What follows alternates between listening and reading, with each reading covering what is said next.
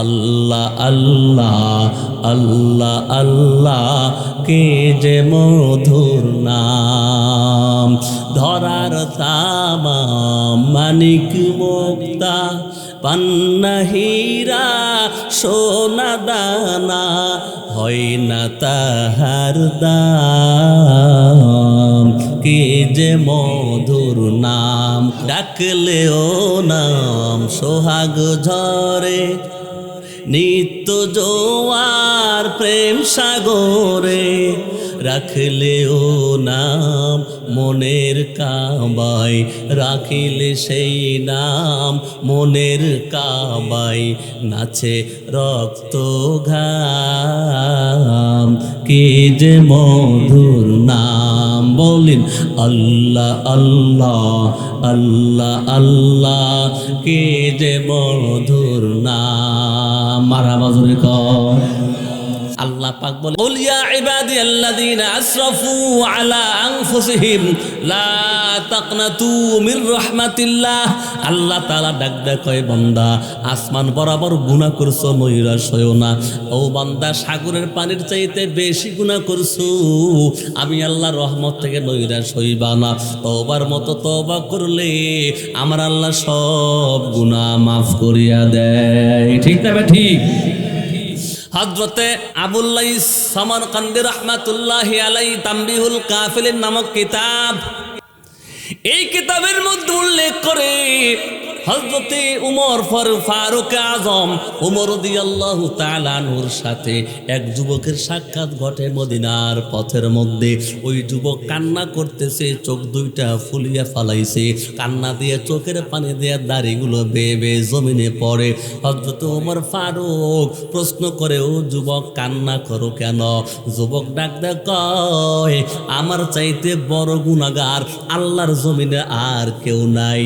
আদম নবী থেকে শুরু করিয়া আজ পর্যন্ত বুঝি আমার মতো গুনাহ কেউ করে নাই। কয় কেন, কি গুনাহ করেছো? কয় আমি এমন গুনাহ করছি আল্লাহর আরশের চাইতেও বড়। এমন গুনাহ করছি যেটা আমার আল্লাহ আমাকে হয়তো মাফ নাও করতে পারে। হযরত ওমর ফারুক রাদিয়াল্লাহু তাআলা আনহু বলে, ভাই আমার কাছে একটু বলো, আমি একটু তোমার গুনাহের কথা শুনতে চাই। ওই যুবক ডাক দেয়, কয় আমি একটা কর্ম করি, কর্মটা হলো হারাম কর্ম। কি কর্ম? কয় আমি একজন নাব্বাস। নাব্বাস মানে কাফন চর।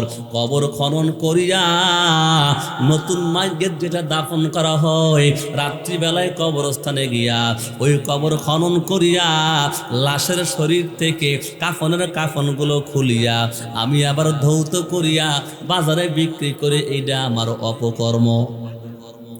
ওমর রাদিয়াল্লাহু তাআলা আনহু বলে, এই ব্যবসা বাদ দেওয়ার আল্লাহর কাছে ক্ষমা চাও, আল্লাহ মাফ করবে।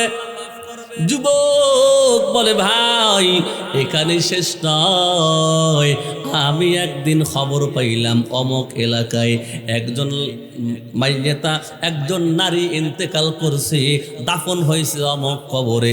রাত্রিবেলায় চইলা গেলাম ওই কবরস্থানে গিয়া খুঁজা খুঁজা কবর বের করে কবর খনন কইরা ভেতরে লাশের শরীর থেকে আমি কাফনগুলো খুলতেছিলাম। যে মাত্র ওই নারীর কাফনটা আমি খুলে নিলাম, ওই নারী উলঙ্গ, তার চেহারার দিকে তাকায়া দেখলাম আমার জীবনে এত সুন্দর নারী আর কাউরে দেখি নাই। নাউজুবিল্লাহ জোরে বলেন। আমার মনের মধ্যে কেমন যেন শয়তান প্রলোভন দিল। আমি ওই মৃতা নারীর সাথে কবরের মধ্যে জেনায় লিপ্ত হইয়া গেলাম। জেনা যখন শেষ হইয়া গেল, কবর থেকে আমি উঠা আসতে যখন ছিলাম, কবর থেকে উঠতেছিলাম, আমার কানের মধ্যে কেমন যেন গায়েবী আওয়াজ হইল, ওরে আল্লাহর গোলাম, তোর কি হৃদয়ে আল্লাহর ভয় নাই? এই কবরস্থানে লক্ষ লক্ষ মানুষের মধ্যে আমার সাথে তুমি জেনা করলা, আমাকে অপমানিত করলা। ওরে আল্লাহর গোলাম, তোমার কি ঈমান নাই? তোমার কি আল্লাহর ভয় নাই? আমার প্রতিবেশী, আমার আপনজন, আমার মৃত্যুর পরে আমার গোসল করাইয়া পবিত্র বানাইয়া এই কবর রাখছিল। কিয়ামতের ময়দানে আমি পবিত্র হইয়া আল্লাহর দরবারে উঠতাম। তুমি আমার সাথে জেনা করলা, আমারে নাপাক বানাইয়া গেলা।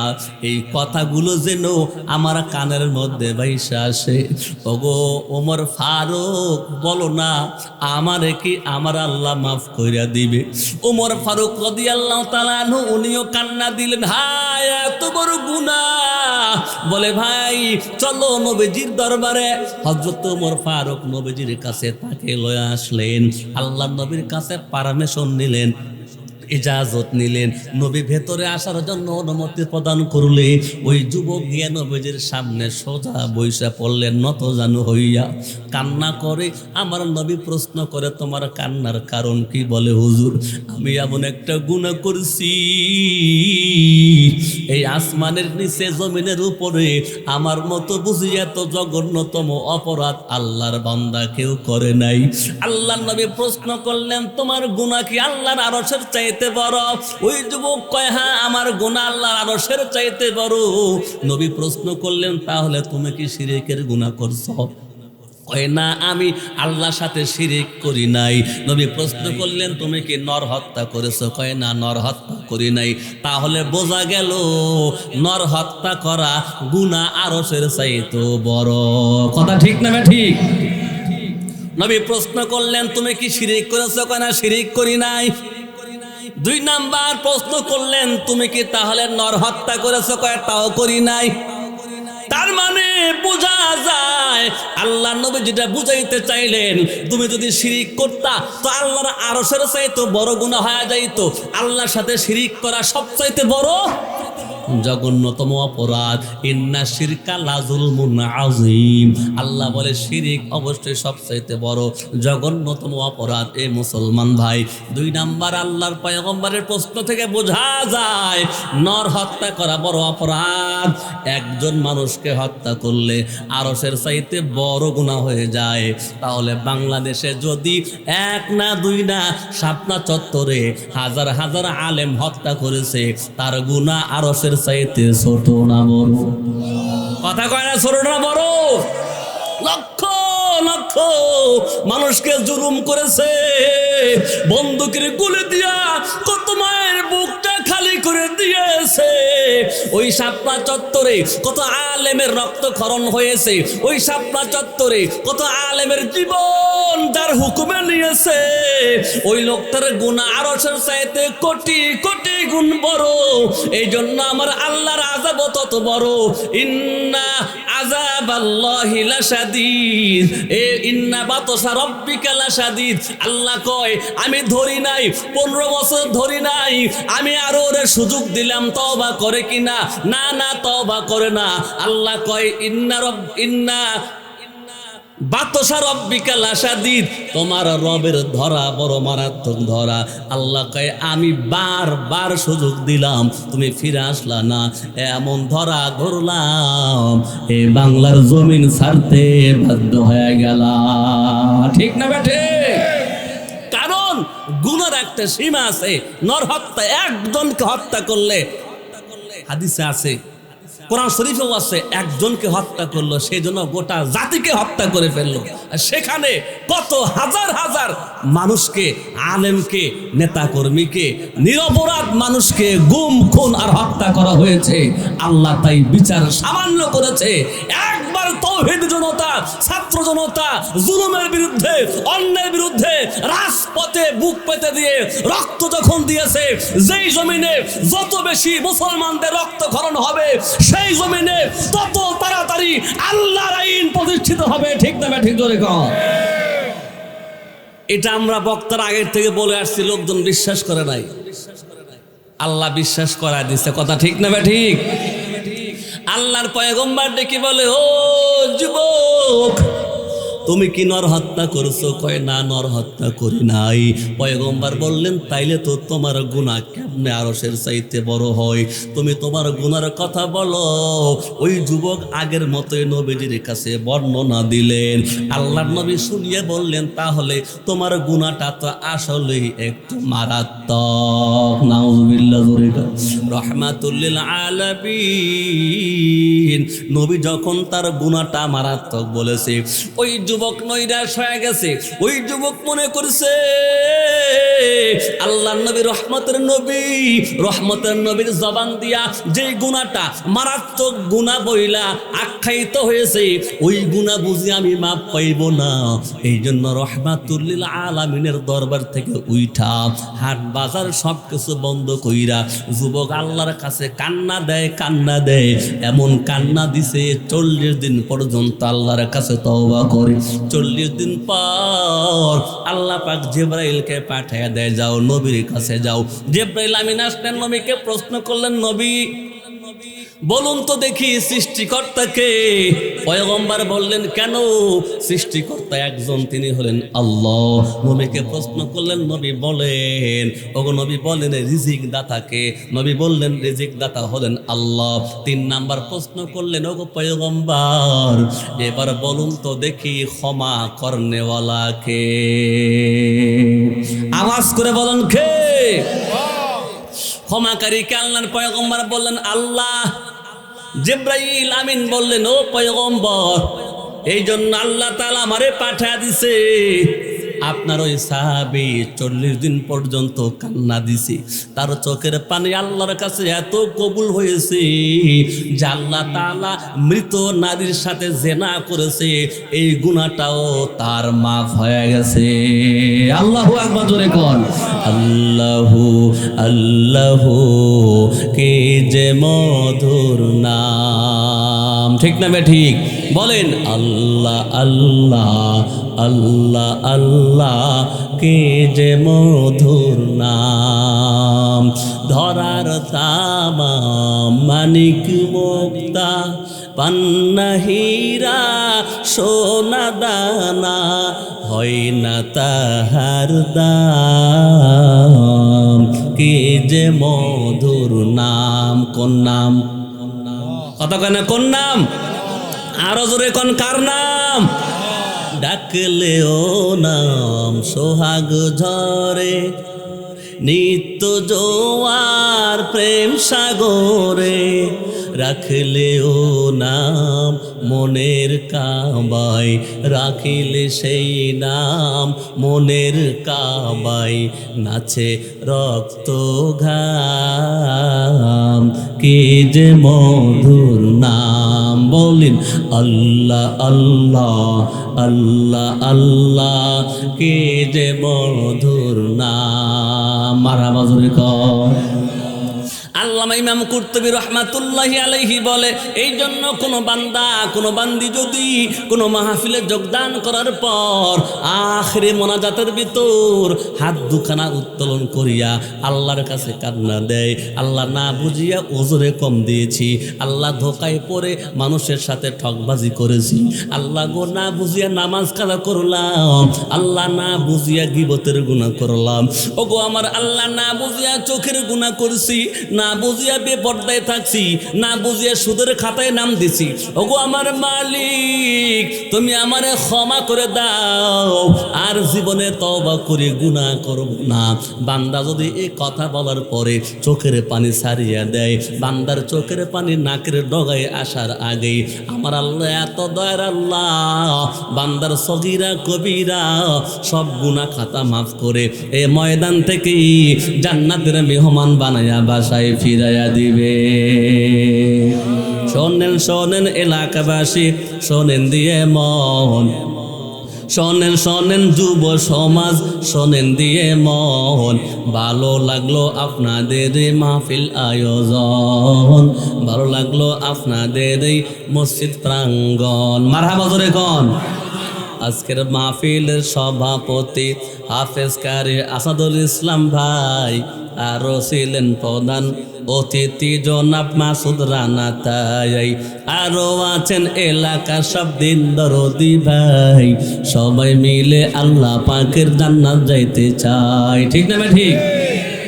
আজকের মাহফিলের বিশেষ বক্তা মৌলানা সাইফুল ইসলাম ভাই, আরো ছিলেন দ্বিতীয় বক্তা আব্দুল্লাহ সাকিব তাই, আরো আছি আমি অদম, দেখছেন গো সবাই, সবাই মিলে নবীর সাথে জান্নাত যাইতে চাই, ঠিক না বেঠি? সবাই মিলে আল্লাহ পাকের জান্নাত যাইতে চাই। কারা কারা জান্নাতে যাব হাতে লারা দেন সবাই, কারা কারা জান্নাতে যাব হাতে লারা দেন সবাই। দিন ইসলামের পথে থাকবো, নারায়ে তাকবীর বলেন সবাই। লিল্লাহে তাকবীর। কোরআন সুন্নাহ যেখানে, আজকের মাহফিল চলবে, আজকের মাহফিল কতক্ষণ চলবে? যতক্ষণ বলবে। কি একজনই মনে হইলো মানুষ আর সব আওয়ামী লীগ, একজনে খেলে জোরে কইছে। শোনেন,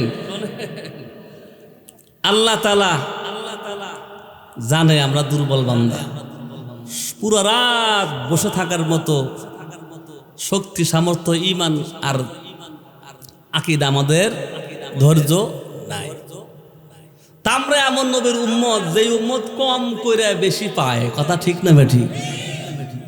আমল করব কম, সব হবে বেশি, সেই জাতের উম্মত আমরা, কথা ঠিক না বেঠি? কেমনে? ফজরের নামাজ পড়ছেন আপনারা? ফজর নামাজ পড়ছেন? জহর পড়ছেন? মাশাআল্লাহ, আমি আশা করতেছি সবাই পড়ছে, যদিও দুই একজন বাদ গেছে, কাল থেকে পড়বো ইনশাআল্লাহ। এই যে ফজরের নামাজ, জহরের নামাজ যেটাই ফরজ পড়ছেন, বাড়িতে না মসজিদে? মাহফিলটা মসজিদের কিনা? জোরে কোন মসজিদ কার ঘর?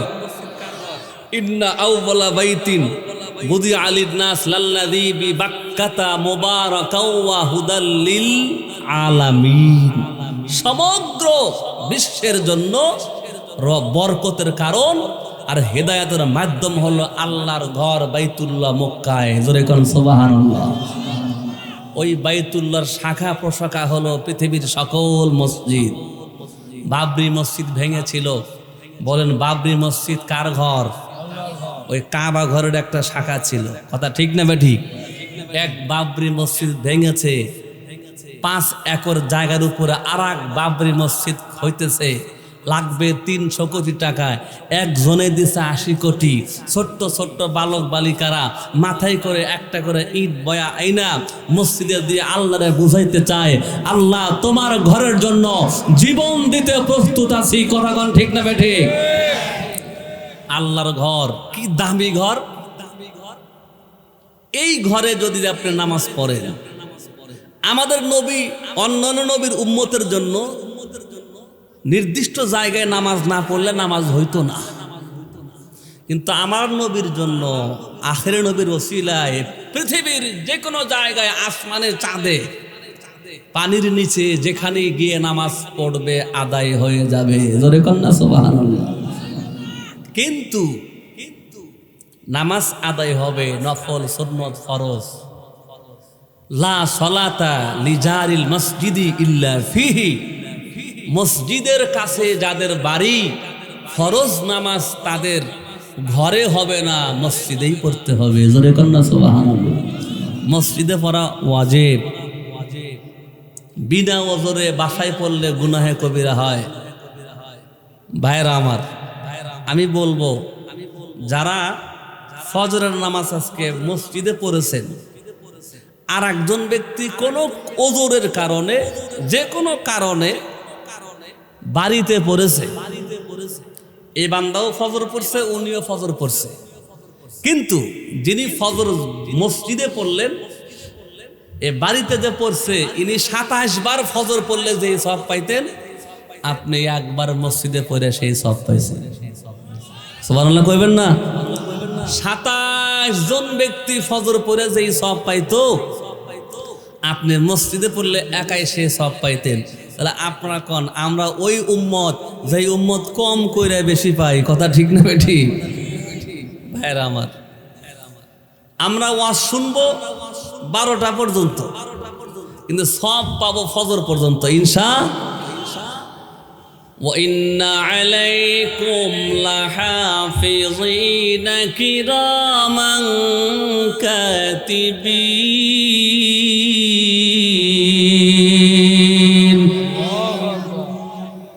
কেরামান কাতিবিন লিখে ফেলাইছে আল্লাহ। এই মসজিদের মধ্যে একজন ইমানদার বান্দা কয় আলাইছে পুরা রাত শুনতে চায়, কেরামান কাতিবিন লিখছে। আল্লাহ কেরামান কাতিবিনের লেখার ওসিলায় পুরা রাত শোনার সব সবার আমল নামায় দিয়ে দিবে। তোরে কোন সুবহানাল্লাহ। আমি আপনাদের এদিক সেদিক আর কথা না বলে ছোট্ট একখানি সূরা তেলাওয়াত করেছি, আয়াতে প্রবেশ করব, আলোচনায় প্রবেশ করব। আপনারা বলেন সূরাতুল আসর কোরআন শরীফের মধ্যে আছে না নাই? ওয়াল আসরি ইন্নাল ইনসানা লাফি খুসর। এ মুসলমান ইমানদার, কোরআন কারীমের মধ্যে সূরার সংখ্যা 114টি। জোরে কোন কয়টি? 114টি সূরা। এ মুসলমান ইমানদার, পুরা কোরআন কারীমের মধ্যে বিসমিল্লাহ আছে কয়টি? কয় না? 114টি সূরা, 114টায় বিসমিল্লাহ। তবে একটা সূরার শুরুতে বিসমিল্লাহ নাই, আর একটা সূরার মধ্যে ডবল বিসমিল্লাহ আছে। সুবহানাল্লাহ। সূরার নাম হলে ডবল সূরা বিসমিল্লাহ, আর সূরা তাওবাতে বিসমিল্লাহ নাই। আগের যুগে মা বোনদের বিবাহ শাদীর সময় প্রশ্ন করা হইতো, মা বলো দেখি কোরআন শরীফের সূরা কয়টা? এখন যখন পাত্রী দেখতে আসে প্রশ্ন করে, বলো তো বাংলাদেশের ফার্স্ট লেডিস কে? কথা কয় না। এই জন্য আগের সময় বাংলা না পারলেও আগের মারা, আগের বোনেরা, আগের বাবারা বাংলা লিখতে না পারলেও 5 ওয়াক্ত নামাজ পড়ার জন্য 5টা সূরা অন্তত মুখস্থ করতো। কথা ঠিক না বেঠি? আমার এক দাদি আমারে প্রশ্ন করে, ও নাতি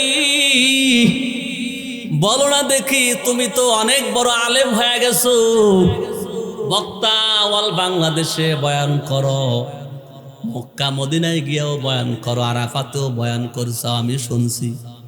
ও আমার নাতি বলো দেখি শুনি, কোরআন শরীফের 114 সূরার মধ্যে একটা সূরা আছে আয়বের সূরা, কোনটা সেটা? পুরা কোরআন শরীফের সূচিপত্র দেখলাম, আয়বে নামের কোন সূরা পাওয়া যায়? আপনারা পাইছেন? আয়বের সূরাটা কসি? আমি কই আয়বের সূরা তো নাই।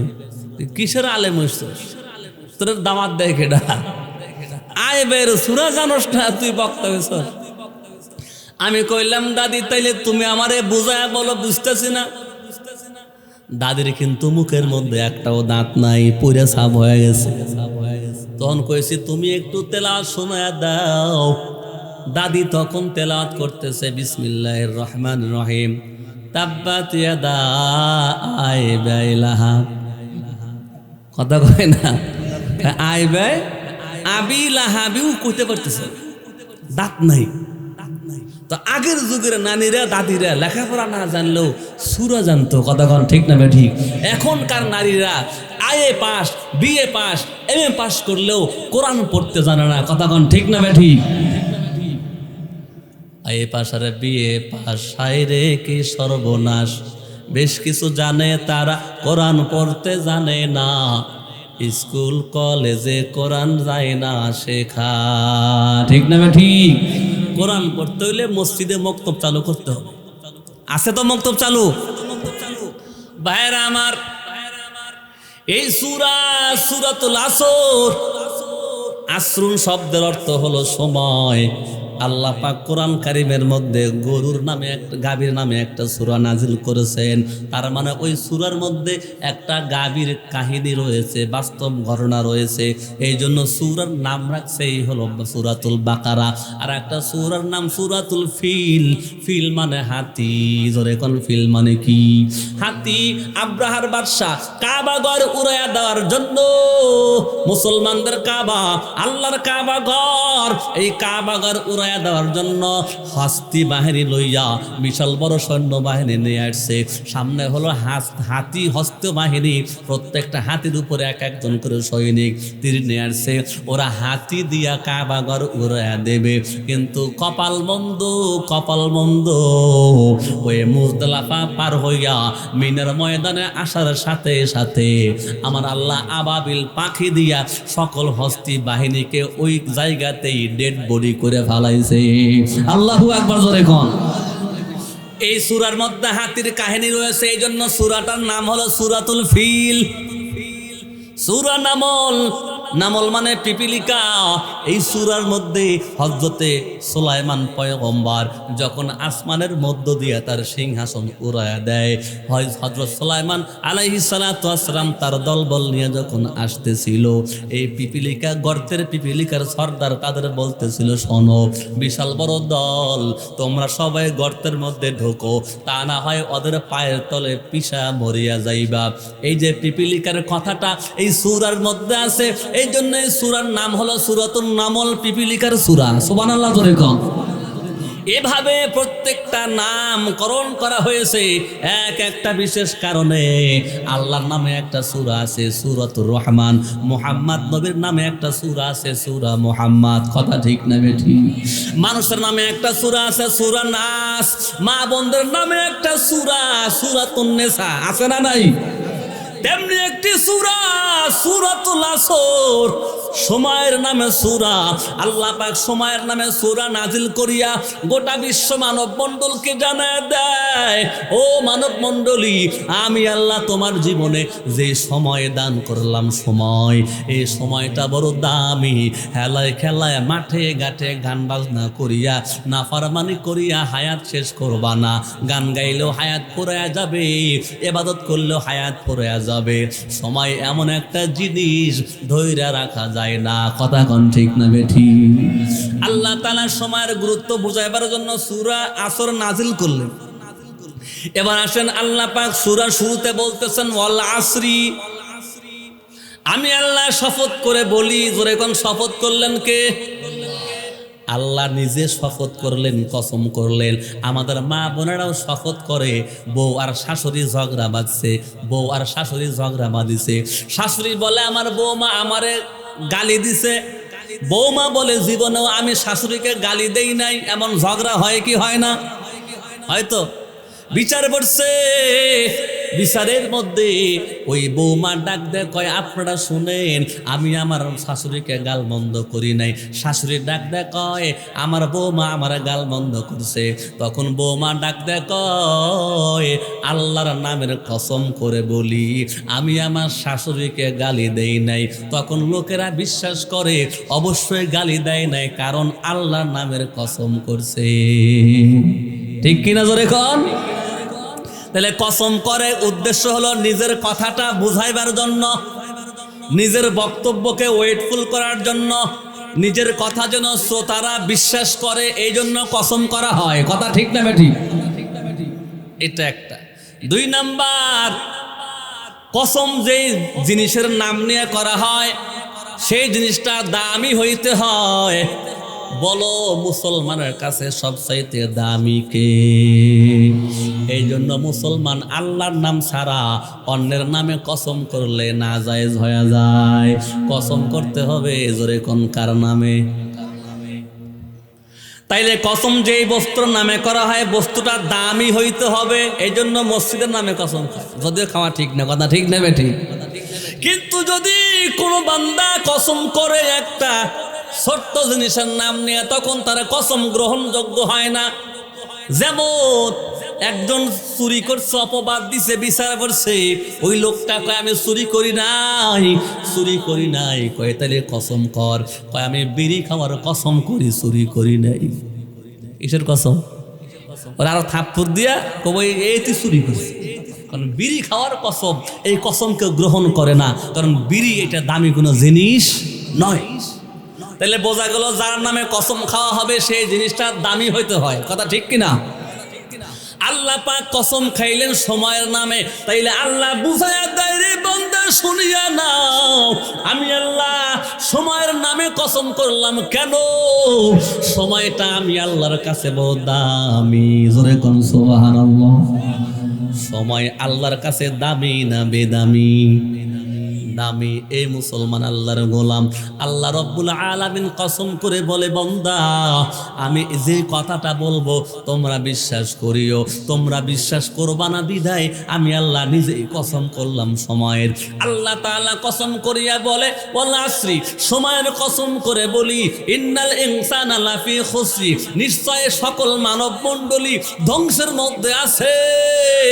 যাদেরকে আমি আল্লাহ সময় দান করলাম, এই সময় দিয়ে ইবাদত করে না, এই সময়ে ইবাদত করে না। ফজর দান করলাম, ফজর একটা সময়।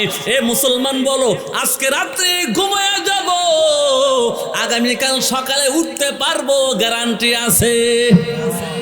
আমার হাতে মোবাইল, এই মোবাইলটা যখন কিনতে গেলাম, এই ভিভো কোম্পানি আমার একটা ওয়ারেন্টি কার্ড দিল, 6 মাসের মধ্যে নষ্ট হবে না, নষ্ট যদি হয় ফেরত দেওয়া হবে, এর নাম হলো গ্যারান্টি। নষ্ট যদি হয় মেরামত করা হবে, এর নাম হলো ওয়ারেন্টি। 6 মাসের গ্যারান্টি দিল আর 1 বছরের ওয়ারেন্টি দিল। এই মোবাইলের 1 বছরের গ্যারান্টি ওয়ারেন্টি পাওয়া যায়। তুমি আর আমি 1 বছর নাও, মাত্র আজকে ঘুমাইবো, বেঁচে থাকবো, সকালে উঠতে পারবো, গ্যারান্টি আছে। কথা কয় না? আসেনি? আল্লাহ তাআলা বলে, ও বান্দা আমি আল্লাহ সময়ের কসম করে বলি, তোমার জীবনে আমি আল্লাহ ফজরের সময় দান করলাম। এই ফজর সময় তুমি ঘুমের মধ্যে কাটায়া দিলা, মসজিদে গেলা না, আমি আল্লাহর কুদরতে পায়ে সিজদা করলা না।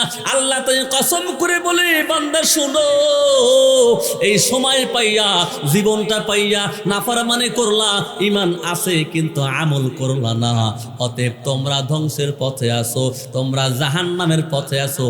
আমি আল্লাহ সময়ের কসম করে বলছি। আল্লাহু আকবার, জোরে কোন। কত মারাত্মক কথা। আপনাদের এলাকায় ফজর নামাজের আযান দেওয়ার মুয়াজ্জিন আছে না নাই? আসেনি? আযান দিছে, আল্লাহু আকবার, আল্লাহু আকবার। গ্রামের যারা চাচা, ওদের আযান যদিও ভালো না, কিন্তু অন্তরের মধ্যে আল্লাহর মোহাম্মত আছে। ঠিক না বেঠিক?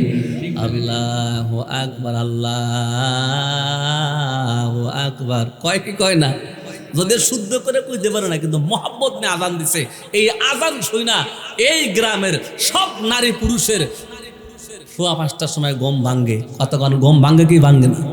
ঘুম ভাঙ্গার পরে কিছু মানুষ ঠান্ডা পানি দিয়ে ওযু করে নামাজে দাঁড়ায়। আল্লাহ তাআলা কয়, এর জীবনে আমি ফজরের সময়টা দান করলাম, এটা একটা সময়, সে মৃত্যুবরণ করলে সময়টা পাইতো না, এই সময় পাইয়া ওযু করিয়া আমি আল্লাহর কুদরতি পায়ে সিজদা করলো, ইল্লাল্লাযিনা আমানু ওয়া আমিলুস সলিহাত। আমি আল্লাহ কসম করে বলছি, এই লোকটা জাহান্নামের পথে না, ধ্বংসের মধ্যে নাই, এই লোকটা জান্নাতের পথে আছে। আর জোরে কন্যা সুবহানাল্লাহ। আর এক যুবক কি করলো, যখন মুয়াজ্জিন আযান দিছে, হাইয়া আলাস সালাহ, মসজিদের পাশেই তার বাড়ি, ঘুমটা ভাঙিয়া গেছে।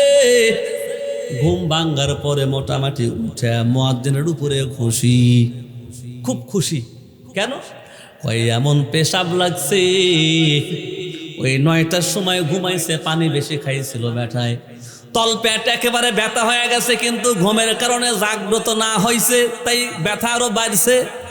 মুয়াজ্জিন যেই মাত্র আযান দিছে, ঘুমটা ভাঙছে, ও মুস্কি একটা হাসি দিছে, যাক চাচা একটা কাম করছে, আমার ঘুমটা ভাঙছে।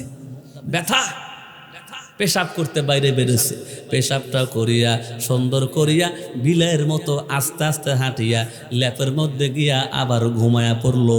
মনে হয় এই চাচা আযান দিছে ওরে পেশাব করার জন্য। কথা কর না খা? ওর যে আকীদা, তাতে মনে হইতেছে যে মুয়াজ্জিন আযান দিল আমার পেশাবের ডাক দেওয়ার জন্য। কথা কর না কেন? আল্লাহ কয়, ওয়াল আসরি ইন্নাল ইনসানা লাফি খুসরিন ইল্লাল্লাযিনা আমানু ওয়া আমিলুস সলিহাত।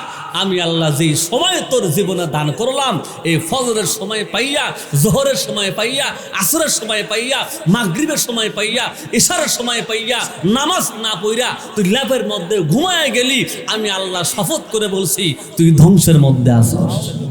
এটা কার কথা? কষ্ট পাইতেছেন? কষ্ট লাগতেছে আপনাদের? এর মুসলমান ইমানদার ভালো করে শুনিয়া নাও। আমাদের সমাজে বহু মা পর্দা করে, আবার অনেক মা আছে পর্দা করে না। আছে না নাই? অনেক যুবক আছে পরকিয়া করে, অনেক যুবক আছে পরকিয়া করে না, বিয়া করে। কথা কোন ঠিক না বেঠিক? ব্যানে উঠছে, একটা অটো গাড়িতে উঠছে। কি গাড়ি আছে নেই? আপনাদের 5 ডিবি থেকে উঠছে, আসবো আপনাদের কি বাজার এটা? দরগাপাড়া। মোটামুটি ভাড়া হলো 10 টাকা। ওই অটোর থেকে নাইমেই পুরুষ ওর ভাড়াটাও দিছে, নারীটারে চিনে না, মাইয়া লোক একটা উঠছে, ওরা চিনে না। পট করে 20 টাকা ভাড়া দেয়, কয় ড্রাইভার সাহেব রাহেন। কয় ভাই 20 টাকা কয়, ওই যে আপারটা নেন। আপা মনে মনে কয় এরে চিনি না জানি না, আমার ভাড়া দিল। ও ভাই আপনার বাড়ি কোনটি বারে? কয় যে পাশে, চিনবেন না। কয় কথা কওয়ার সময় তো নাই। কয় তাহলে কি আপনার ফোন নাম্বার আছে? ও পুরুষটা মনে মনে কয় সেই জন্য তো টেহা দিছি। কথা কন না কেন? ফোন নাম্বার নেন। ফোন নাম্বার লইছে। 5 মিনিট পরে ফোন ঢুকাইছে। আপা আপনি কি বাড়ি গেছেন? ওই আপা মনে মনে চিন্তা করে, হায় রে আমাগরে সলের বাপ গাদার বাপ, 3 ঘন্টা ধরে বাইরে গেছি, খবর নাই না। আর এই ভদ্রলোকটা 5 মিনিট হয় না আমারে খবর নিতেছে আমি বাড়িতে গেছি কিনা। না জানি এই পুরুষটা কত ভালা, অথচ এই পুরুষটা তার বিবির খোঁজ নেন আজ 3 দিন হয়ে গেছে। কথাগণ ঠিক না বেঠি? এ হলো একটা লম্পট। কথাগণ ঠিক কিনা? এই যে লোকটা যে বেলাইনে যাচ্ছে, এই আজকে একটা ফোন, কালকে একটা ফোন, পরশু একটা ফোন, ফোনের কথা কইতে কইতে কইতে 3 সন্তানকে রাইখা ওই মহিলা এর লগে যায় ভাইগা। এই এলাকায় বুঝি নাই। কি কন আসেনি? আহা, এই এলাকাতেও আছে।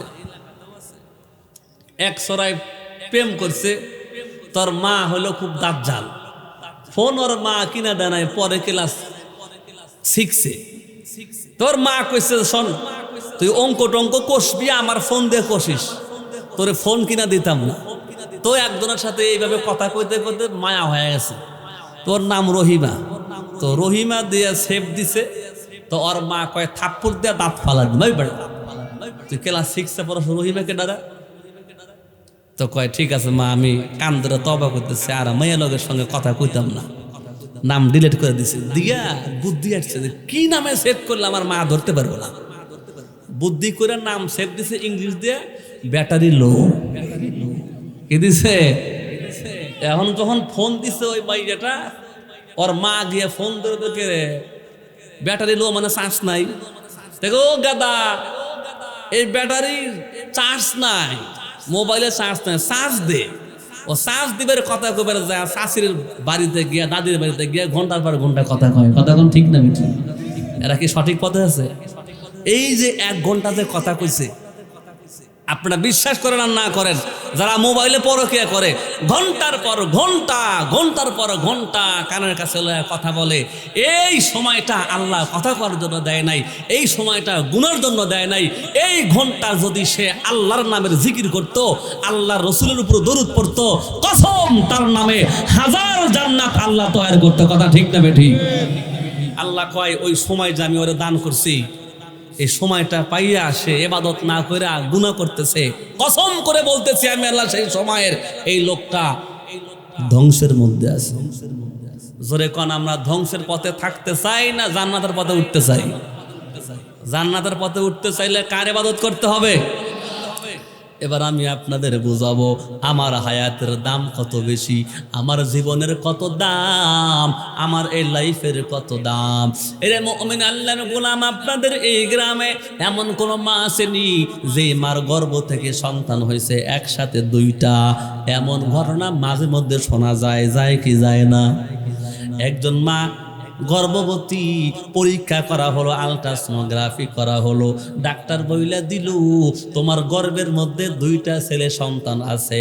বলুন তো দেখি ওই মাটা খুশি না বেজার?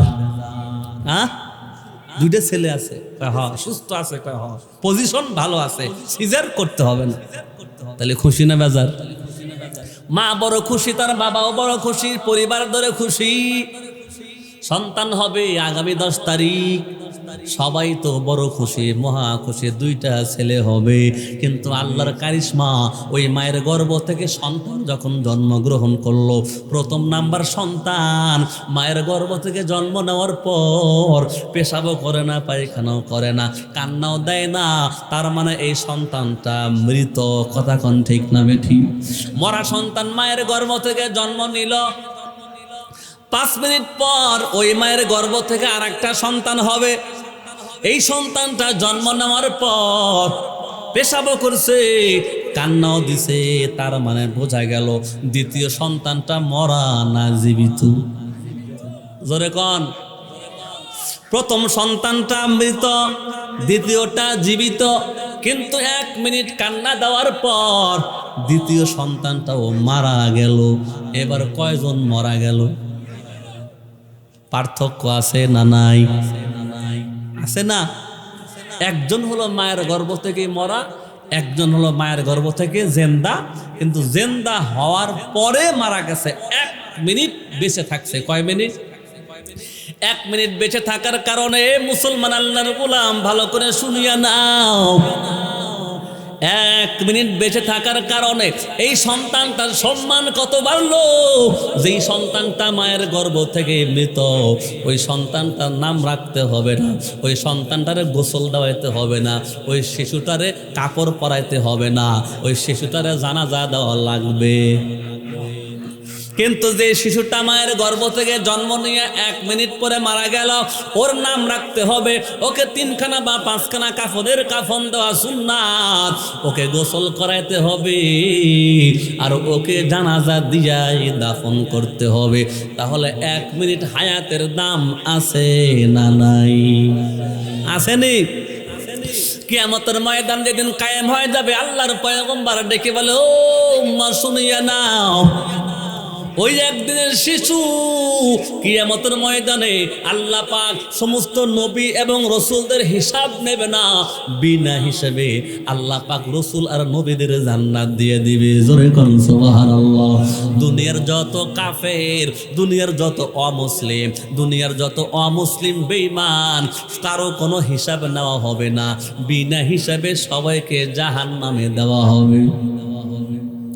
মুসলমানদের সন্তানে মুমিন আল্লাহর গোলাম, এই মুসলমানের ঘরে সন্তান ছোট্ট ছোট্ট শিশু, এদের কোনো হিসাব নাই। আমার মাওলা বিনা হিসাবে জান্নাতের মালিক বানায়া দিবে। এই 1 সপ্তাহ না, 1 বছর না, 1 মাস না, মাত্র 1 দিন 1 মিনিট হায়াত পাইছে। কয় মিনিট? 1 মিনিট হায়াত পাইছে এই শিশু। আল্লাহ পাক ডাকতে বলবে, ও শিশু, মনে করেন তার নাম রাখলেন আব্দুল করিম, ডাক দেবে আব্দুল করিম, দাঁড়ায়া যাও। কিয়ামতের ময়দানে দাঁড়ায়া যাবে আব্দুল করিমকে আল্লাহ পাক বলবে, তুমি আমি আল্লাহর জান্নাতে চলিয়া যাও। আব্দুল করিম বলবে, কেন? বলে, তোমাকে আমি আল্লাহ দুনিয়াতে 1 মিনিটের হায়াত দান করছিলাম, এই 1 মিনিট হায়াত প্রাপ্ত হওয়ার কারণে আমি আল্লাহ তোমাকে একটা জান্নাত আজকে দান করলাম। জোরে কোন সুবহানাল্লাহ। ওর কি নামাজ আছে, কালাম আছে, হিসাব আছে? শুধু 1 মিনিট দুনিয়ার হায়াত পাইছে বিধায় আল্লাহ তার একটা জান্নাত দিব। জোরে কোন সুবহানাল্লাহ। এবার বলেন, 1 মিনিট হায়াতের দাম কয় জান্নাত? এই তো বুঝতেছেন না মনে হয়। 1 মিনিট হায়াতের এই সময়ের, দুনিয়ার এই হায়াতের সময় 1 মিনিট, তার দাম কয় জান্নাত? জোরে কোন, 1 জান্নাত। 1 মিনিটে 1 জান্নাত। জোরে কোন সুবহানাল্লাহ। কিছুক্ষণ পরে শিশু ডাকতে বলবে, মাওলা, আমি তো জান্নাতে যাব, তবে আমার মা কই, বাবা কই? আল্লাহ বলবে, ও সন্তান, তোমার মা আর বাবা গুনাহে কবিরা সগীরা করছে, এই জন্য জাহান্নামে আমি আল্লাহ দিয়েছি, হিসাব নিয়েছি, বিচার করেছি, জাহান্নামের মধ্যে ফালাইয়া দিছি। এই শিশু আব্দুল করিম বলবে, আল্লাহ, ওই মা আর আব্বার মাধ্যমে আমি দুনিয়ার জিন্দেগির 1 মিনিট হায়াত পাইলাম, ওই আব্বা আম্মা কই? আব্বা আম্মাকে ছাড়িয়া আমি একা একা জান্নাতে যাব না। জোরে কোন সুবহানাল্লাহ। আল্লাহ পাক বলবে, তোমার আব্বা আম্মা অপরাধ করছে তাই জাহান্নামে দিছি, এই শিশু আব্দুল করিম ডেকে বলবে, তোমার জান্নাত জাহান্নাম আমি কিছুই বুঝি না, আমি বুঝি আমি থাকবো যেখানে আব্বা আম্মা থাকবে সেখানে, অথবা আব্বা আম্মা যেখানে আমিও থাকতে চাই সেইখানে। সুবহানাল্লাহি ওয়া বিহামদিহি। আল্লাহ পাক বলবে, তা থাকা যাবে না, তুমি তো জান্নাতি, তোমার মা বাবা জাহান্নামী। কোন জাহান্নামী? আমার মা বাবা। ফেরেশতারা বলবে, হাবিয়া নামক জাহান্নামে তোমার বাবা আর মা। ওই শিশু ডেকে বলবে, আল্লাহ তুমি যদি আমার আব্বা আম্মাকে জান্নাত না দাও আমি জান্নাতে যাব না। এই কথা বলে আব্বা আর আম্মার দিকে জাহান্নামের দিকে এই শিশুটা একটা দৌড় মারবে। শিশু যখন জাহান্নাম অভিমুখে দৌড় দেবে, আল্লাহ পাকের কুদরতি রহমতের মধ্যে জোশ মারবে। আল্লাহ পাক ডাকতে বলবে, ও শিশু দাঁড়ায়া যাও, তুমি যদি ওই জাহান্নামের মধ্যে দৌড় দাও, ওই জাহান্নামের মধ্যে যাও, তুমি বেগুনা মাসুম, তোমার কারণে জাহান্নামের আগুন নিভিয়ে যাবে। অতএব তোমার একটা জান্নাত দিছি, তোমার কারণে তোমার মা আর আব্বাকেও আরো 2টা জান্নাত দিলাম। এবার বলেন, 1 মিনিট হায়াত দিয়া কয় জান্নাত পাইল? তাইলে 1 মিনিট হায়াতের মূল্য 3টা জান্নাত। 1 মিনিট সময় পাইয়া যদি 3টা জান্নাত আল্লাহর কাছ থেকে নিতে পারে, তোমার আমার 40 বছর হায়াত, কমপক্ষে 40,000 জান্নাতের ঘর হওয়ার কথা। কথা ঠিক না ঠিক? কিন্তু কই? এই জন্য আল্লাহ ডাক দেখায়, ওয়াল আসর, এ বান্দা সময়ের কসম করে বলতেছি, যেই সময়ের পাওয়ার এত বেশি যে এই দুনিয়ার তোমার এই লাইফের সময় 1 মিনিট সময় দিয়া 3টা জান্নাত পাইতা, সেই সময় তোমাকে 40 বছর দিলাম, 60 বছর দিলাম, এর পরেও ইবাদত করে একটা জান্নাতও নিতে পারলা না, তো তুমি ধ্বংসের পথে আছো, জাহান্নামের পথে আছো। কথা ঠিক না বেঠিক? আল্লাহ পাক বলেন, ইল্লাল্লাযীনা আমানু ওয়া আমিলুস সলিহাত। সময় আমি আল্লাহ দান করলাম, এই সময় পাইয়া যাদের ঈমান আজ থাকবে, যাদের নেক আমল থাকবে, এরা জাহান্নামের পথে না জান্নাতের পথে থাকবে। আমি আপনাদের একটা হাদিস শোনাবো। মিশকাতুল মাসাবি নামক হাদিসের কিতাব, আব্দুর রহমান ইবনে আয়েশ থেকে বর্ণিত। আল্লাহর নবীর সাহাবী বর্ণনা করেন, একদা ফজরের নামাজ আদায় করিয়া আল্লাহর নবী সাহাবা একরামদের দিকে ঘুরিয়া বসলেন। নবীজি প্রশ্ন করলেন, ও সাহাবা একরাম, তোমরা কি কোনো স্বপ্ন দেখেছ? সাহাবা একরাম বললেন, না পয়গম্বর, আমরা কোনো স্বপ্ন রাত্রের বেলায় দেখি নাই। পয়গম্বর বললেন, আমি আজকে রাত্রে একটা উত্তম শ্রেষ্ঠ স্বপ্ন দেখলাম। সুবহানাল্লাহ, জোরে কোন। নবী আমার বলে, তাইলে শুনিয়া নাও, আমি নবী আজকে রাত্রিতে আমরা একটা স্বপ্ন দেখছি, আমার জীবনের শ্রেষ্ঠ স্বপ্ন। কারণ আমি আজকে স্বপ্নের মধ্যে আমার আল্লাহকে আমার সামনে কুদরতি ভাবে দেইখা ফেলাইছি। সুবহানাল্লাহ। কয়, আমার আল্লাহ স্বপ্নের মধ্যে আমার সামনে আসলেন বিশেষ কুদরতি কায়দায়। আমার আল্লাহ আমারে বলতেছে, ইয়া মুহাম্মদ হাল তাদরি ফীমা ইখতাসামুল মালাকুল আ'লা। ও আমার বন্ধু মুহাম্মদ, আপনি কি জানেন, আপনি কি বলতে পারেন, আমার ফেরেশতারা, বড় বড় ফেরেশতারা আসমানের মধ্যে মিটিংয়ে বসছে, মিটিং করতেছে, সভা করতেছে, ওই মিটিংয়ের আলোচ্য বিষয় কি আপনি কি জানেন? এই কথা আমার আল্লাহ আমাকে প্রশ্ন করলো স্বপ্নের মধ্যে। আমি নবী বললাম, না আদ্রি, ও আমার রব, আমি তো বলতে পারি না, আমি তো জানি না।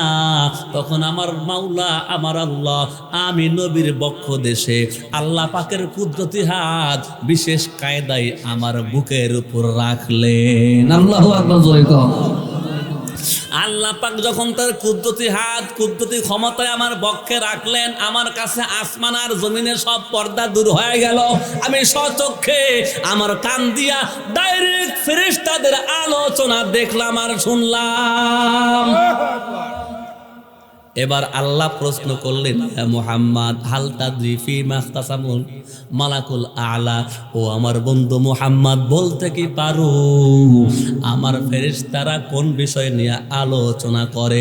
নবী আমার বললেন, নাম, জি হ্যাঁ আল্লাহ, আমি এখন বলতে পারবো কোন বিষয় নিয়ে।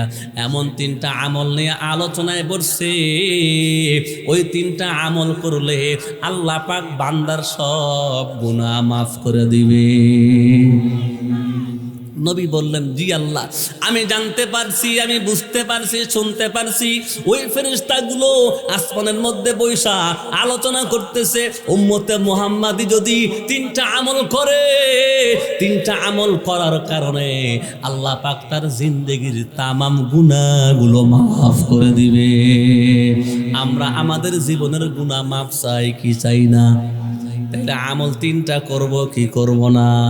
3টা আমল বড় ভালো আমল। ধনী হও, গরিব হও, ছোট হও, বড় হও, হুজুর হও, পীর হও, মুরিদ হও, সবার জন্য আমল। আল্লাহ নবী ডাকতে কয়, ফামান ফাআলা যালিকা ফাকদ আশা বিখাইর ওয়া মাতা বিখাইর। আমার নবী ডাকতে কয়, ওই 3টা আমল যেই বান্দা যেই বান্দি করবে তার জীবনটা পবিত্র হবে, তার জীবনে কোনো অভাব হবে না। সুবহানাল্লাহ। ওয়া মাতা বিখাইর, আর মৃত্যু হবে কল্যাণের সাথে। কল্যাণের সাথে মৃত্যু কাকে বলে? মান কানা আখিরু কালামিহি লা ইলাহা ইল্লাল্লাহ দাখালাল জান্নাহ। যে ব্যক্তির মৃত্যুর সময় শেষ কথা হবে লা ইলাহা ইল্লাল্লাহ, সেই ব্যক্তি আল্লাহর জান্নাতে চলিয়া গেছে। সুবহানাল্লাহ। নবী আমার ডাকতে কয়, আমলটা করলে মৃত্যুর সময় তার কালেমা হবে। আল্লাহু আকবার জোরে কর। ওয়া কানা মিন খতিআতিহি কায়াউমিন ওয়ালাদাতুহু উম্মুহু।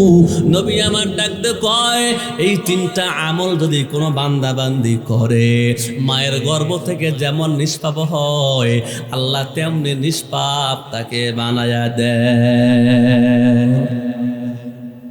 এবার বলেন, আজকের মাহফিল করেছেন আমল করার জন্য না খালি শোনার জন্য? আমল করার জন্য। জীবনে যদি একটা আমল আজকে মাহফিল থেকে করতে পারেন তাহলে মাহফিল সার্থক। একজন মানুষ যদি একটা আমল আজকের মাহফিলের বয়ান থেকে করতে পারেন তাইলে মাহফিল সার্থক, বক্তাও সার্থক, যুবকরাও সার্থক, এলাকার মানুষেরাও সার্থক। আখিরাতের ময়দানে এ মাহফিলটা যখন নাজাতের জরিয়া হয়ে যাবে। 3টা আমল। 1 নম্বর আমল হলো ইবলাগুল বুজুই আলাল মাকারিহি। আমার নবী বলে, হয়তো শীতের কারণে, না হয়তো ব্যস্ততার কারণে, না হয়তো অলসতার কারণে মনে তোমার চাইবে না ওই আমলটা করতে,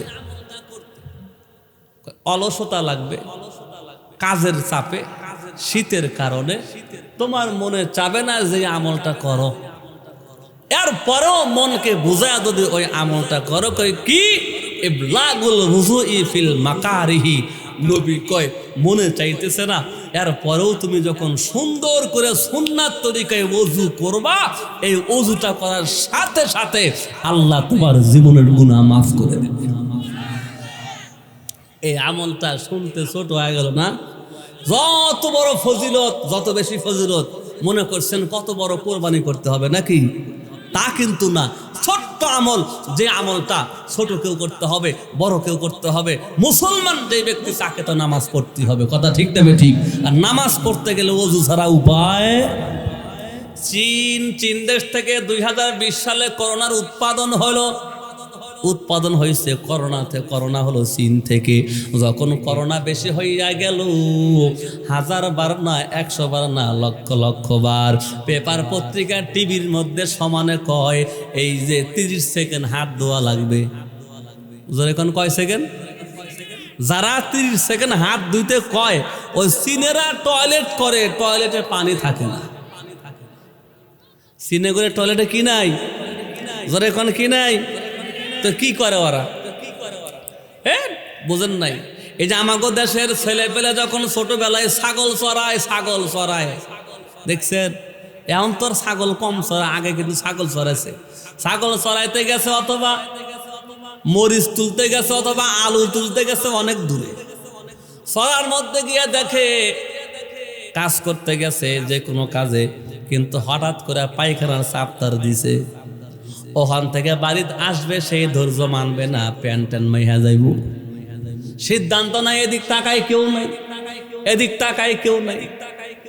তখন করে কি নিচের দিকে কাল্লা দিয়ে শুরু করে। কথা কন না কেন? এবার তো মুসিবত যেটা দূর হয়ে গেছে, মাশাআল্লাহ ক্লিয়ার, কিন্তু বিপদ সেখানে তো পানি নাই।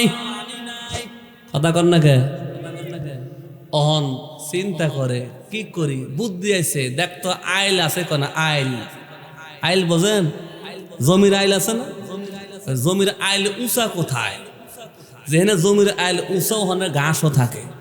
আস্তে আস্তে সবুর মতো হাইটে যায়, যায় এদিক ওদিক দেখে দেয় একটা ঠেলা। কথা কন না কেন? চীনেরা টয়লেট করে ওরকম ঠেলা দেয় পানি দিয়া। অথচ আমার নবী, আপনার নবী, বিশ্ব নবী, সেরা নবী, শ্রেষ্ঠ নবী, মানবতার কান্ডারি নবী, মানবতার মুক্তির প্রতীক নবী 1400 বছর আগে বলে গেলেন, বান্দা তুমি যদি তোমার পাক পবিত্র অর্জনের জন্য, পরিষ্কার পরিচ্ছন্ন অর্জনের জন্য সুন্দর করে ওযু করো, যেমন আখিরাতে জান্নাত পাইবা, তেমনি দুনিয়াতে রোগ মুক্ত থাকবা এবং তোমার গুনাহ খাতা আল্লাহ মাফ করে দেবে। পবিত্র ইসলাম, জোরে কোন কথা ঠিক না বেঠিক? ভাইরা আমার, 2 নাম্বার আমল ইকদামুল মাশি ইলাল জামাআত। 2 নাম্বার আমল, ওযু করার পর বান্দা যখন পায়ে হাঁটিয়া হাঁটিয়া জামাতে নামাজ পড়ার জন্য ওই মসজিদ পানে রওনা হয়, আমার আল্লাহ বান্দার জীবনের গুনাহ মাফ করিয়া দেয়। আমার মা বোনেরা, মা বোনদের ঘরের কর্নারে জলচকি থাকে, প্রত্যেকটা মা বোনেরা তাদের ঘরের কর্নারে যায় নামাজ পড়িয়া নামাজ আদায় করে। আমার মা বোন যখন ওযু করিয়া ওই যায় নামাজের দিকে রওনা হয়, আমার আল্লাহ জিন্দেগির গুনাহগুলো মাফ করিয়া দেয়। বাইরে আমার, বন্ধুরা আমার, আজকে তো যুবকদের মাহফিল, এলাকাবাসীর মাহফিল, কথা ঠিক না বেঠিক? যুবকদের মাহফিল না? যুবকদের মাহফিল। যুবকেরা, কিছু যুবক আছে দেখবেন নামাজ পড়ে, কিছু যুবক আছে গান বাজনা করে, কিছু যুবক আছে ওয়াজ শোনে, কিছু যুবক আছে আজহারির ভক্ত, কিছু যুবক আছে হাফিজের ভক্ত, জোরে কোন কথা ঠিক না বেঠিক? আর কিছু যুবক আছে বাউলের ভক্ত। বাউলের ভক্ত যুবক আর আজহারি আর হাফিজের ভক্ত যুবককে এক। কিছু ছেলে আছে মাইয়া লোক দেখলে আল্লাহকে ভয় করে চোখ নিচের দিকে দেয়। আল্লাহ বলেন, কুল্লিল মুমিনিন, অগনবী আপনি মুমিনদের বলে দেন, ইয়াগুযুনা মিন আবসারিহিম, তারা যেন তাদের চোখ নিচের দিকে রাখে। কিছু যুবক আছে মাইয়া লোক দেখলে নিচের দিকে চোখ রাখে, আর কিছু যুবক আছে মাইয়া লোক দেখলে ওরে বাপ রে বাপ, হুন্ডা একটা কিনছে বর্তমান জিগজাগ হুন্ডা, ওর পিছনে পাছা নাই। কথা কন না কেন?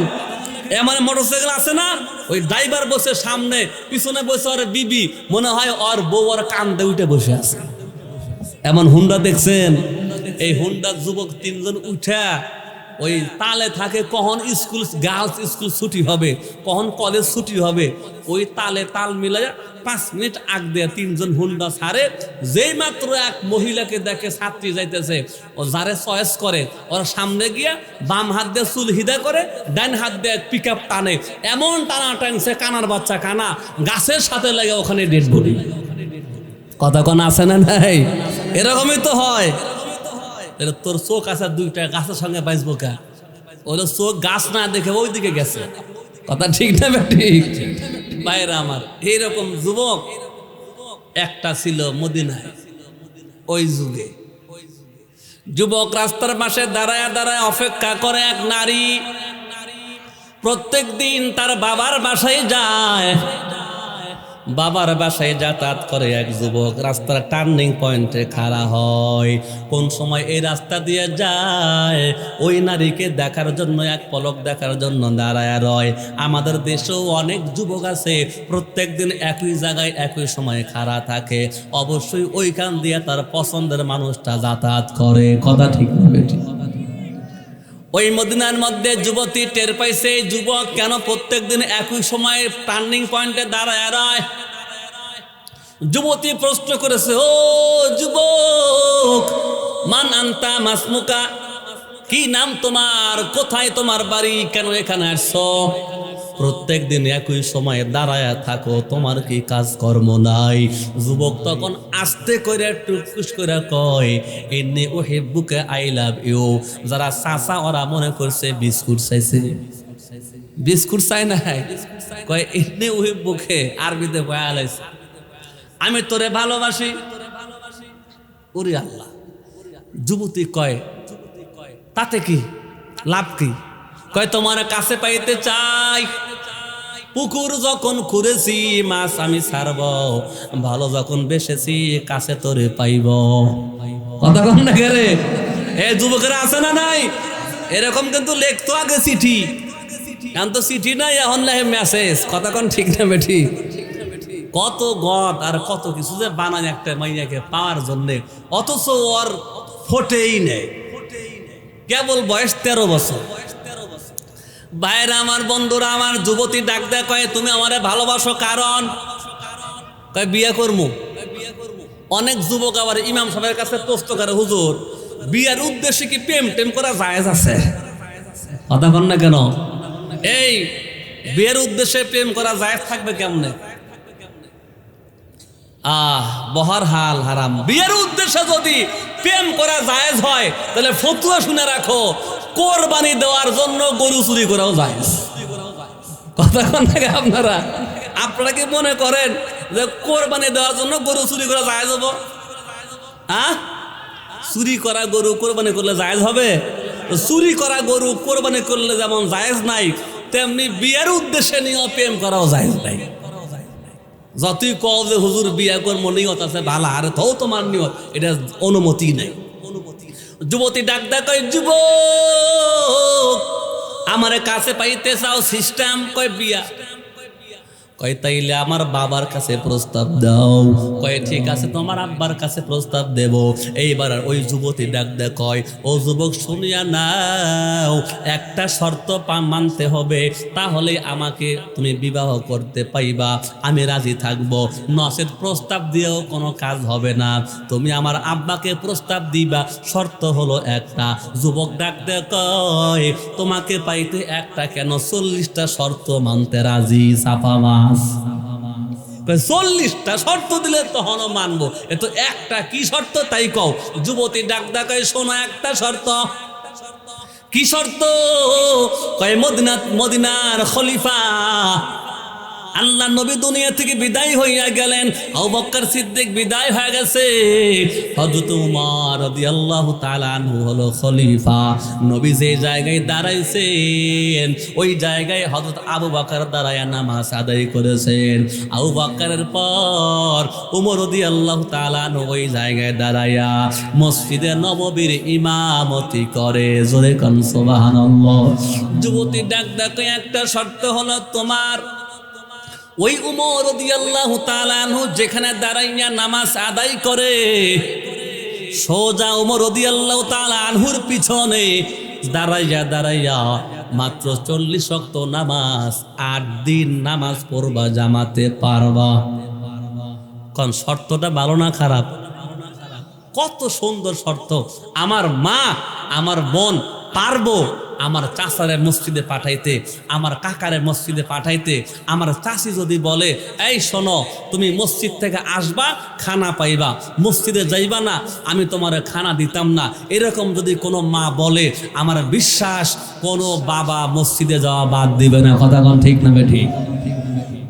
কোনো বৌমা যদি বলে, শোনো তুমিও নবীর উম্মত, আমিও নবীর উম্মত, তোমাকে আমি ভালোবাসি, বিবাহ করেছি, তোমার সাথে আমার আব্বা মা বিয়ে দিয়েছে, তোমার মুখে দাড়ি রাখতে হবে, না হইলে আমার কাছে ভিড়তে দিব না।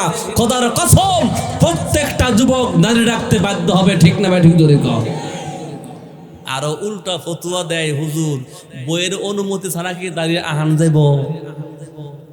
আমি ওদের কই যে শোনো, তোমার জন পেশা পাইছে, তুমি কি তোমার বউরে জিজ্ঞেস করো যে ওই শ্বশুরের বেটি মত আছে মুত মনেহি? কয় না তো। তোমার পেশা আসলে বিবিরে জিজ্ঞেস করো না ব্যক্তিগত কাজ, এটা আমার ব্যক্তিগত কাজ। কেরে পেশাব করা ব্যক্তিগত কাজ বুঝলা, তোমার কেনাকাটা ব্যক্তিগত কাজ বুঝলা, দাড়ি রাখা কি শ্বশুরগত কাজ? এটা কি বউগত কাজ? এটাও তো নবীর সুন্নাত। ঠিক কোন ঠিক না ঠিক? এটা ব্যক্তিগত আমল, জাতীয় আমল, উম্মতের আমল। দাড়ি রাখা ওয়াজিব, বিবির কাছ থেকে ফতোয়া নিয়ে রাখতে হবে না, বরং আমি দাঁড়িয়ে রাখবো, এতে ভাত খাইলে খা, না খাইলে বাপের বাড়ি বিলে চলে যা। কথা ঠিক না ঠিক? এটা হবে ইমানদার যুবকের ডায়লগ। এই যুবক ভালো করে শুনিয়ে নাও। যুবক ডাক দে কয়, ও যুবতী, আমি ওয়াদা দিলাম 8টা দিন হযরত ওমরের পিছনে দাঁড়াইয়া দাঁড়াইয়া 5 8টা কত হয়? জোরে কোন। 40-এর কোটার বরকত আছে না নাই? 40-এর কোটার কেমন বরকত? এ মুসলমান ইমানদার, মায়ের গর্ভের মধ্যে রক্ত হয় 40 দিন, এরপর 40 দিন হলো মাংস, এরপর 40 দিন হাড্ডি, এভাবে প্রত্যেক 40 দিন পর 40 দিন পর পর 40 দিন পর পর আল্লাহ রব্বুল আলামিন পেটের মধ্যে মানুষ বানায়া দেয়। জোরে কোন ঠিক না বেঠি? 7টা 40 আছে। একটা সন্তান মায়ের গর্ভে থাকে 9 মাস 7 দিন, 7টা 40 আছে। এই 7টা 40-এ 7টা পরিবর্তন হয়। জোরে কন্যা সুবহানাল্লাহ। পেটের মধ্যে যখন বাচ্চা থাকে মাদের, ওই মা যদি ঘন ঘন অনিয়মে গোসল করে, জহর পর গোসল করছে, মাগরিব পর গোসল করছে, অথবা টাইমে গোসল করছে, তাইলে গোসলের প্রভাব তার বাচ্চার উপরে পড়ে, সে বাচ্চা হয় নিউমোনিয়া। কথা ঠিক না বেঠিক? ডাক্তাররা বলতেছে নিউমোনিয়া হয় কেন, পেটের থেকে বাচ্চা ঠান্ডা হয় কেন? এই মা অনিয়মে গোসল করেছে। অনিয়মে গোসল করলে বাচ্চার নিউমোনিয়া হয়। মা যদি খানা খায়, বাচ্চার খানা খাওয়া হয়ে যায়। গোসলের কোন ঠিক না বেঠিক? মা যদি খানা না খায়, বাচ্চার খানা খাওয়া হয় না। এ মুমিন, ভালো করে বুঝো, মা যদি মনের মধ্যে সবসময় চিন্তা করে ভালো, তার সন্তানটাও ভালো হয়। মা যদি সবসময় কালো ছবি দেখে, তার সন্তানের উপরে প্রভাব পড়ে, সন্তানটাও কালো হয়। মা যদি সবসময় ভালো একজন মানুষকে খেয়াল করে, আমার সন্তান যেন আমার মার মতো হয়, তাহলে ওর সন্তানটার উপরে প্রভাব পড়ে, আল্লাহ ওই রকমই বানায় দেয়। সুবহানাল্লাহ জোরে কোন। তার মানে সন্তানের উপরে মার সবকিছুর আসর পড়ে। মা খাইলে সন্তান খায়, মার ঠান্ডা লাগলে সন্তানের ঠান্ডা লাগে, মা সুস্থ হলে পেটের মধ্যে সন্তান সুস্থ থাকে। মা যদি না খায়, সন্তান পেটের মধ্যে খায় না। মা যদি অসুস্থ হয়, সন্তান পেটের মধ্যে অসুস্থ হয়। এবার বলো, মা যদি বেশি বেশি টিভি দেখে, বেশি বেশি বাজারে যায়, এই সন্তানটা হওয়ার পরে মার মতো বেশি নাচতে নাচতে বাজারে যাবে। কথা ঠিক না বেঠিক? মা যদি পেটে বাচ্চা নিয়ে ঘন ঘন মার্কেটে যায়, ঘন ঘন পার্কে যায়, এই সন্তানটাও তো যেমন ঠান্ডা লাগলে বাচ্চা ঠান্ডা লাগে, মা খাইলে সন্তান খায়, মা না খাইলে সন্তান খায় না। এই প্রভাব যেমন পড়ে, মা যদি সন্তান পেটে লইয়া নামাজ আদায় করে, এই সন্তান বড় হয়ে নামাজ আদায় করে। কথা কোন ঠিক না ঠিক? মা যদি পেটে বাচ্চা নিয়ে কোরআন কারীম তেলাওয়াত করে, এই সন্তান জন্ম নিয়ে কোরআন কারীম তেলাওয়াত করে। মা যদি পেটে সন্তান নিয়ে গান বাজনা করে, এই সন্তান জন্ম নিয়ে গান বাজনা করে। কথা কোন ঠিক না ঠিক? এই জন্য আমরা দেখেছি, যারা এই বাংলাদেশে কোরআনের বিরুদ্ধে গেছে, যারা এই বাংলাদেশে আলেমদের বিরুদ্ধে গেছে, যারা এই বাংলাদেশে, যারা এই পৃথিবীতে মসজিদ ভেঙেছে, মাদ্রাসা ভেঙেছে, খবর নিয়ে দেখা গেছে প্রত্যেকের মা আর বাবার মধ্যে ভেজাল। কথা কোন ঠিক না ঠিক? মা আর আব্বা যাদের দিনদার, সন্তান দিনদার হয়। কথা ঠিক না ঠিক?